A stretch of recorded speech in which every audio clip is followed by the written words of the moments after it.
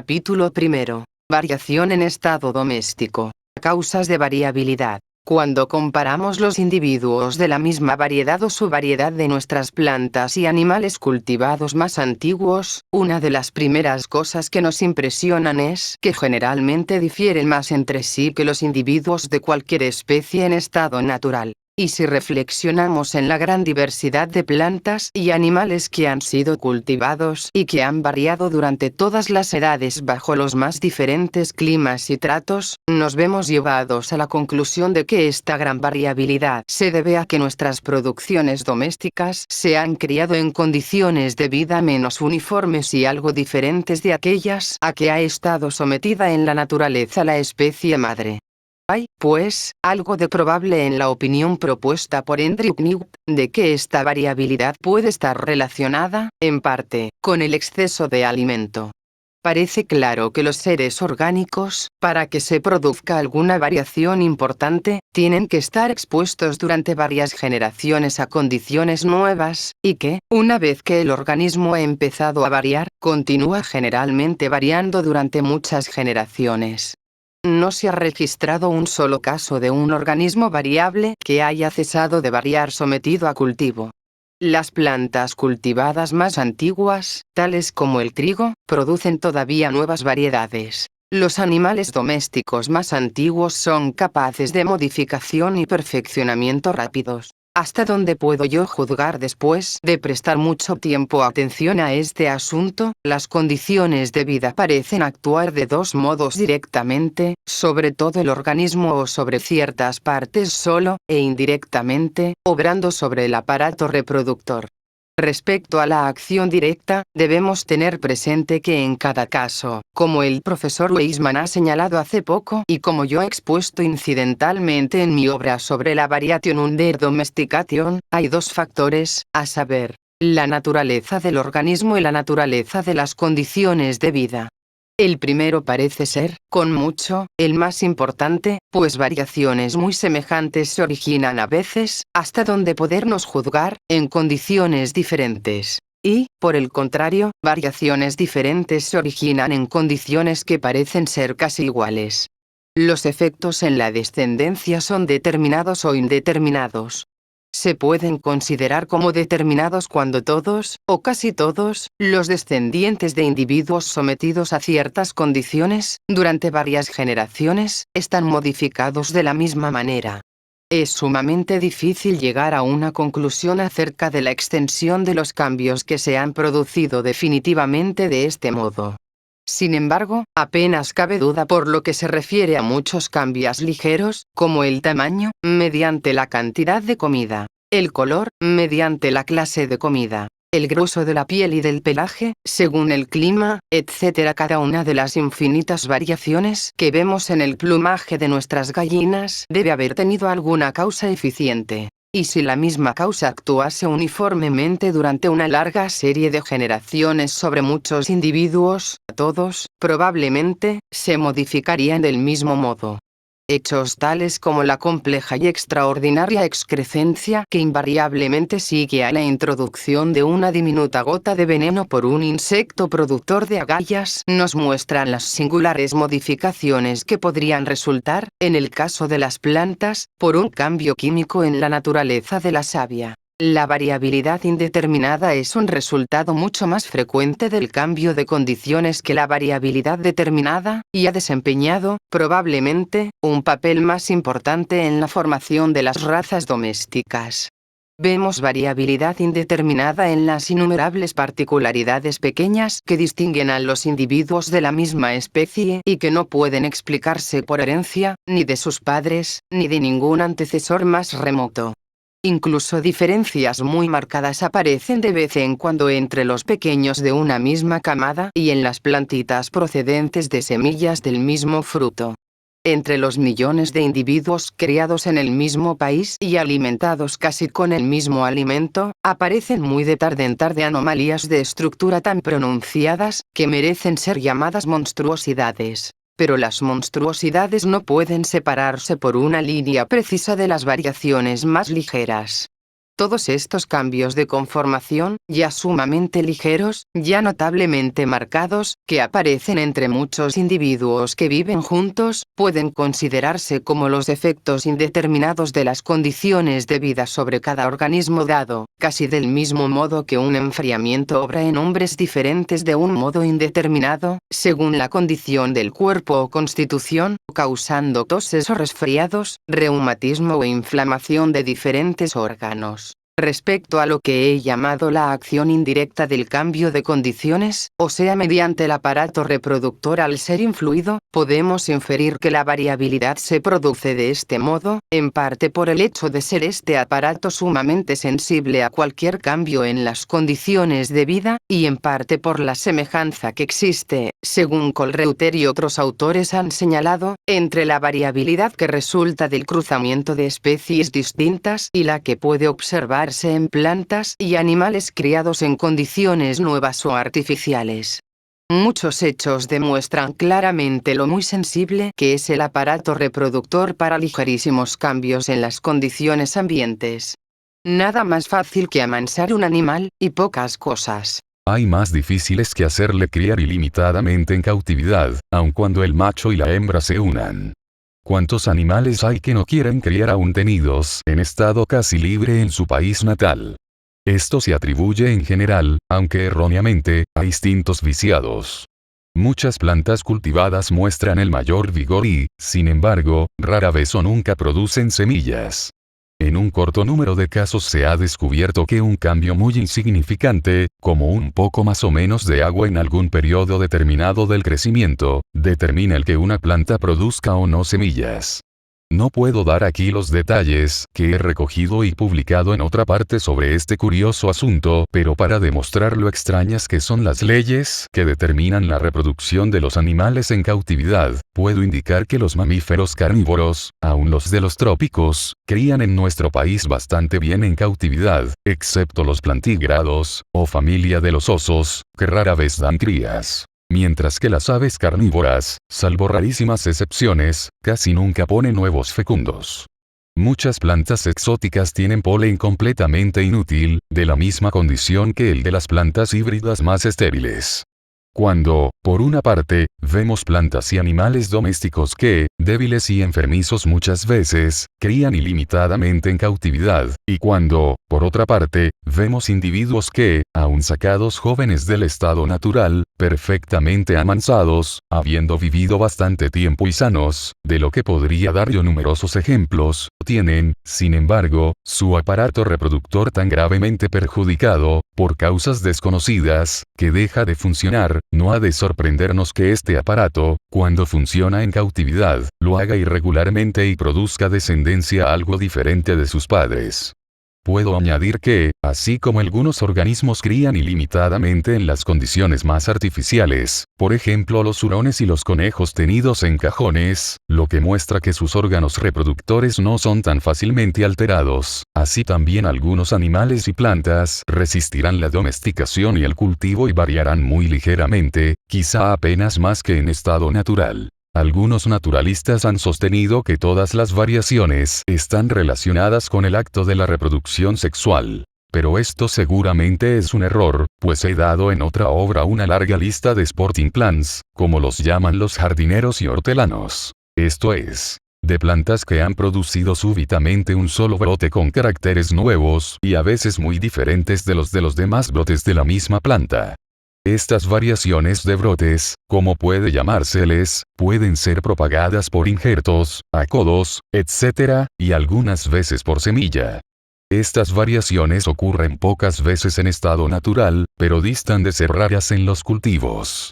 Como entre los muchos miles de brotes producidos, año tras año, en el mismo árbol, en condiciones uniformes, se ha visto uno solo que tome súbitamente caracteres nuevos, y como brotes de distintos árboles que crecen en condiciones diferentes han producido a veces casi las mismas variedades, por ejemplo, brotes de melocotonero que producen nectarinas, y brotes de rosal común que producen rosas de musgo, vemos claramente que la naturaleza de las condiciones es de importancia secundaria, en comparación de la naturaleza del organismo, para determinar cada forma particular de variedad, quizá de importancia no mayor que la que tiene la naturaleza de la chispa con que se enciende una masa de materia combustible, en determinar la naturaleza de las llamas. Efectos de la costumbre y del uso y desuso de los órganos. Variación correlativa. Herencia. El cambio de condiciones produce un efecto hereditario, como en la época de florecer las plantas, cuando se las transporta de un clima a otro. En los animales, el creciente uso o desuso de órganos ha tenido una influencia más marcada. Así, en el pato doméstico, encuentro que, en proporción a todo el esqueleto, los huesos del ala pesan menos y los huesos de la pata más que los mismos huesos del pato salvaje, y este cambio puede atribuirse seguramente a que el pato doméstico vuela mucho menos y anda más que sus progenitores salvajes. El grande y hereditario desarrollo de las ubres en las vacas y cabras en países donde son habitualmente ordeñadas, en comparación con estos órganos en otros países, es, probablemente, otro ejemplo de los efectos del uso. No puede citarse un animal doméstico que no tenga en algún país las orejas caídas, y parece probable la opinión, que se ha indicado, de que el tener las orejas caídas se debe al desuso de los músculos de la oreja, porque estos animales raras veces se sienten muy alarmados. Muchas leyes regulan la variación, algunas de ellas pueden ser vislumbradas y serán después brevemente discutidas. Solo me referiré aquí a lo que puede llamarse variación correlativa. Cambios importantes en el embrión o larva ocasionarán probablemente cambios en el animal adulto. En las monstruosidades son curiosísimas las correlaciones entre órganos por completo distintos, y se citan de ello muchos ejemplos en la gran obra de Isidore Geoffroy Saint-Hilaire sobre esta materia. Los criadores creen que las patas largas van casi siempre acompañadas de cabeza alargada. Algunos ejemplos de correlación son muy caprichosos. Así, los gatos que son del todo blancos y tienen los ojos azules, generalmente son sordos. Pero últimamente Mr. Tite ha mostrado que esto está limitado a los machos. El color y particularidades de constitución van juntos, de lo que podrían citarse muchos casos notables en animales y plantas. De los hechos reunidos por Eusinger resulta que a las ovejas y cerdos blancos les dañan ciertas plantas, de lo que se salvan los individuos de color oscuro. El profesor Wiman me ha comunicado recientemente un buen ejemplo de este hecho. Preguntando a algunos labradores de Virginia por qué era que todos sus cerdos eran negros, le informaron que los cerdos comieron paint rot, laxantes, que tiñó sus huesos de color de rosa e hizo caer las pezuñas de todas las variedades, menos las de la negra. Y uno de los crackers, colonos usurpadores de Virginia añadió: elegimos para la cría los individuos negros de una carnada, pues solo ellos tienen probabilidades de vida. Los perros de poco pelo tienen los dientes imperfectos. Los animales de pelo largo y vasto son propensos a tener, según se afirma, largos cuernos. Las palomas calzadas tienen piel entre sus dedos externos. Las palomas con pico corto tienen pies pequeños, y las de pico largo, pies grandes. Por lo tanto, si se continúa seleccionando y haciendo aumentar de este modo cualquier particularidad, casi con seguridad se modificarán involuntariamente otras partes de la estructura, debido a las misteriosas leyes de correlación. Los resultados de las diversas leyes, ignoradas u obscuramente conocidas, de variación son infinitamente complejos y variados. Vale bien la pena el estudiar cuidadosamente los diversos tratados de algunas de nuestras plantas cultivadas de antiguo, como el jacinto, la patata, hasta la dalía, etc., y es verdaderamente sorprendente observar el sinfín de puntos de estructura y de constitución en que las variedades y subvariedades difieren ligeramente unas de otras. Toda la organización parece haberse vuelto plástica y se desvía ligeramente de la del tipo progenitor. Toda variación que no es hereditaria carece de importancia para nosotros. Pero es infinito el número y diversidad de variaciones de estructura hereditarias, tanto de pequeña como de considerable importancia fisiológica. El tratado, en 2 grandes volúmenes, del Dr. Prosper Lucas es el más completo y el mejor sobre este asunto. Ningún criador duda de lo enérgica que es la tendencia a la herencia. Que lo semejante produce lo semejante es su creencia fundamental. Solamente autores teóricos han suscitado dudas sobre este principio.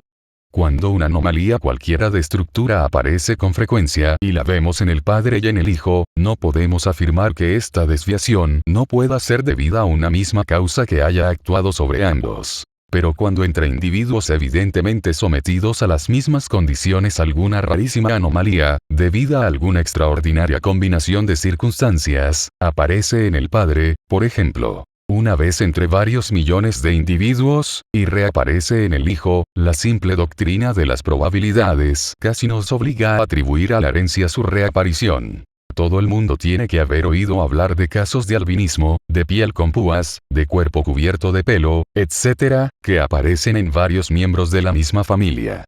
Si las variaciones de estructura raras y extrañas se heredan realmente, puede admitirse sin reserva que las variaciones más comunes y menos extrañas son heredables. Quizá el modo justo de ver todo este asunto sería considerar la herencia de todo carácter, cualquiera que sea, como regla, y la no herencia, como excepción. Las leyes que rigen la herencia son, en su mayor parte, desconocidas. Nadie puede decir por qué la misma articularidad en diferentes individuos de la misma especie o en diferentes especies es unas veces heredada y otras no. Porque muchas veces el niño, en ciertos caracteres, vuelve a su abuelo o abuela, o un antepasado más remoto. Porque muchas veces una particularidad es transmitida de un sexo a los dos sexos, o a un sexo solamente, y en este caso, más comúnmente, aunque no siempre, al mismo sexo. Es un hecho de cierta importancia para nosotros el que particularidades que aparecen en los machos de las castas domésticas, con frecuencia se transmiten a los machos exclusivamente, o en grado mucho mayor. Una regla mucho más importante, a la que yo espero se dará crédito, es que, cualquiera que sea el periodo de la vida en que aparece por vez primera alguna peculiaridad, ésta tiende a reaparecer en la descendencia a la misma edad, aunque, a veces, un poco antes. En muchos casos, esto no puede ser de otra manera. Así, las particularidades hereditarias en los cuernos del ganado vacuno solamente podían aparecer en la descendencia cerca del término del desarrollo. De particularidades en el gusano de la seda se sabe que aparecen en la fase correspondiente de oruga o de capullo. Pero las enfermedades hereditarias y algunos otros hechos me hacen creer que la regla tiene una gran extensión, y que, aun cuando no exista ninguna razón manifiesta para que una particularidad haya de aparecer a una edad determinada, no obstante, tiende a aparecer en la descendencia en el mismo período en que apareció por vez primera en el antecesor. Creo que esta regla es de suma importancia para explicar las leyes de la embriología. Estas advertencias están, naturalmente, limitadas a la primera aparición de la particularidad, y no a la causa primera que puede haber obrado sobre los óvulos o sobre el elemento masculino. Del mismo modo que la mayor longitud de los cuernos en los hijos de una vaca de cuernos cortos con un toro de cuernos largos, aunque aparece en un periodo avanzado de la vida, se debe evidentemente al elemento masculino. Habiendo aludido a la cuestión de la reversión, debo referirme a una afirmación hecha frecuentemente por los naturalistas, o sea, que las variedades domésticas, cuando pasan de nuevo al estado salvaje, vuelven gradual, pero invariablemente, a los caracteres de su tronco primitivo. De aquí se ha arguido que no pueden sacarse deducciones de las razas domésticas para las especies en estado natural. En vano me he esforzado en descubrir con qué hechos decisivos se ha formulado tan frecuente y tan osadamente la afirmación anterior. Sería muy difícil probar su verdad. Podemos con seguridad sacar la conclusión de que muchísimas de las variedades domésticas más marcadas no podrían quizá vivir en estado salvaje. En muchos casos no conocemos cuál fue el tronco primitivo, y, así, no podríamos decir si había ocurrido o no reversión casi perfecta. Sería necesario, para evitar los efectos del cruzamiento, que una sola variedad únicamente se hubiese vuelto silvestre en su nueva patria.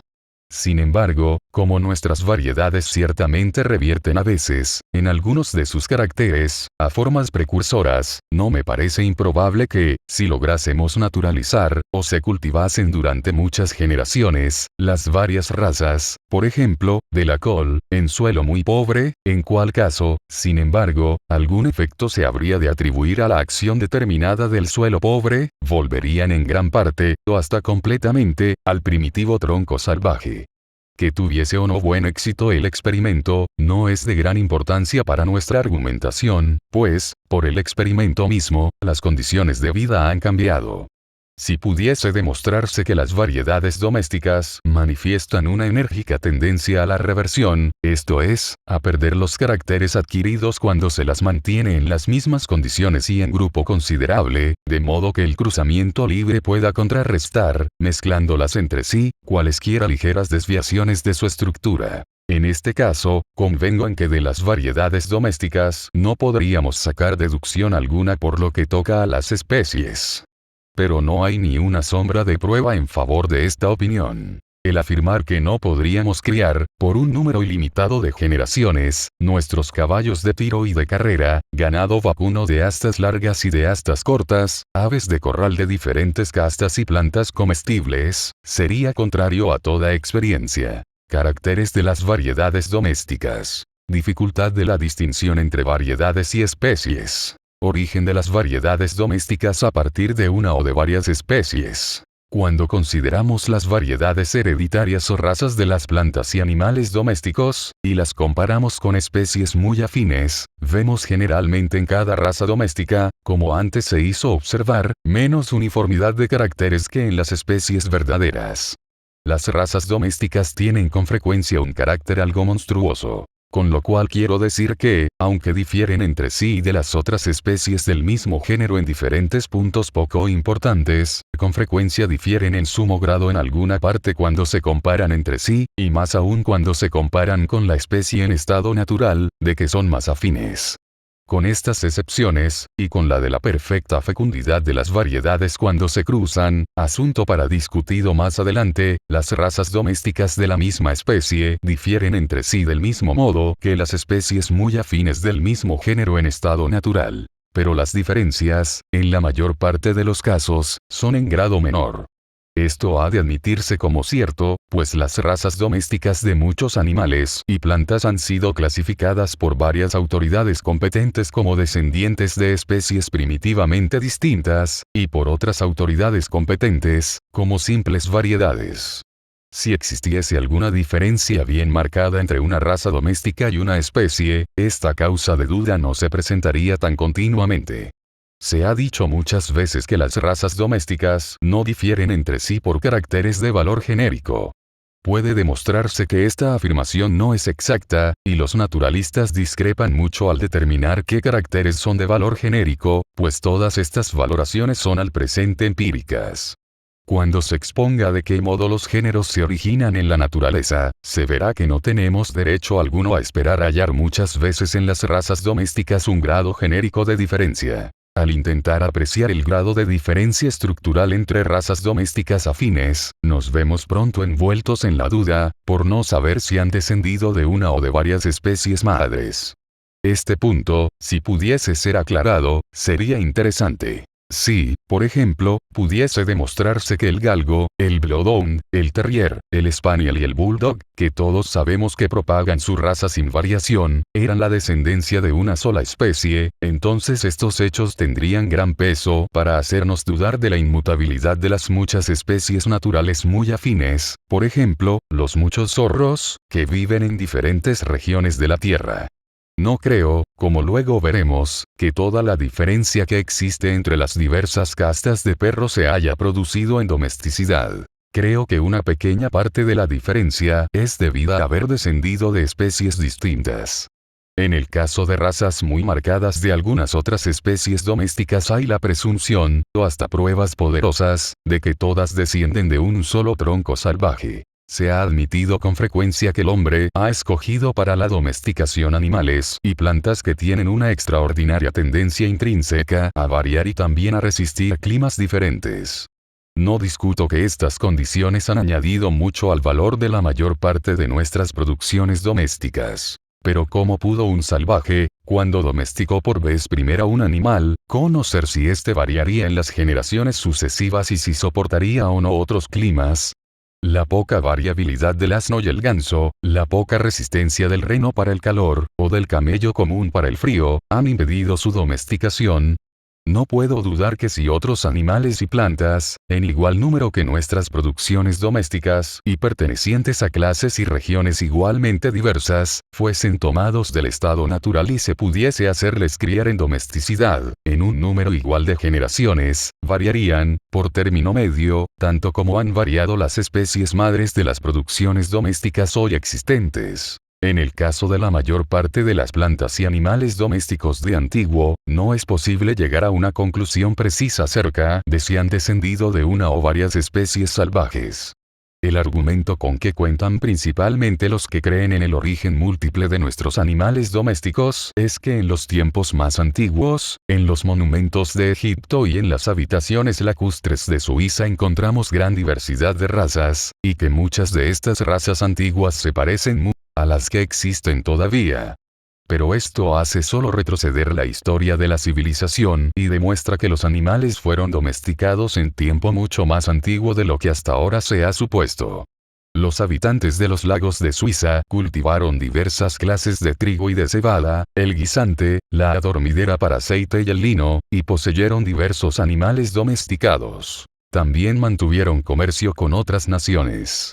Todo esto muestra claramente, como ha señalado que en esta remota edad habían progresado considerablemente en civilización, y esto significa además un prolongado periodo previo de civilización menos adelantada, durante el cual los animales domésticos tenidos en diferentes regiones por diferentes tribus, pudieron haber variado y dado origen a diferentes razas.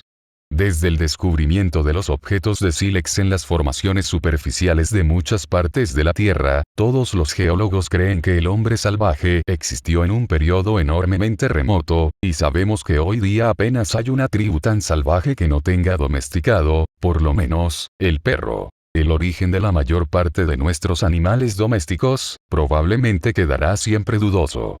Pero puedo decir que, considerando los perros domésticos de todo el mundo, después de una laboriosa recopilación de todos los datos conocidos, he llegado a la conclusión de que han sido amansadas varias especies salvajes de cánidos, y que su sangre, mezclada en algunos casos, corre por las venas de nuestras razas domésticas. Por lo que se refiere a las ovejas y cabras no puedo formar opinión decidida. Por los datos que me ha comunicado Mr. Blitz sobre las costumbres, voz, constitución y estructura del ganado vacuno indio de Joroba, es casi cierto que descendió de diferente rama primitiva que nuestro ganado vacuno europeo, y algunas autoridades competentes creen que este último ha tenido 2 o 3 progenitores salvajes, merezcan o no el nombre de especies. Esta conclusión, lo mismo que la distinción específica entre el ganado vacuno común y el de Joroba, puede realmente considerarse como demostrada por las admirables investigaciones del profesor Rutimeyer. Respecto a los caballos, por razones que no puedo dar aquí, me inclino, con dudas, a creer, en oposición a diversos autores, que todas las razas pertenecen a la misma especie. Habiendo tenido vivas casi todas las razas inglesas de gallinas, habiéndolas criado y cruzado y examinado sus esqueletos, me parece casi seguro que todas son descendientes de la gallina salvaje de la India, Gallus banquiva, y esta es la conclusión de Mr. Blitz y de otros que han estudiado esta ave en la India.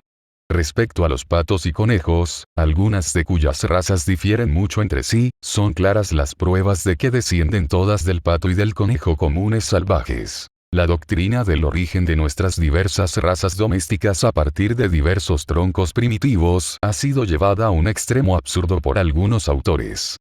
Creen que cada raza que cría sin variaciones, por ligeros que sean los caracteres distintivos, ha tenido su prototipo salvaje.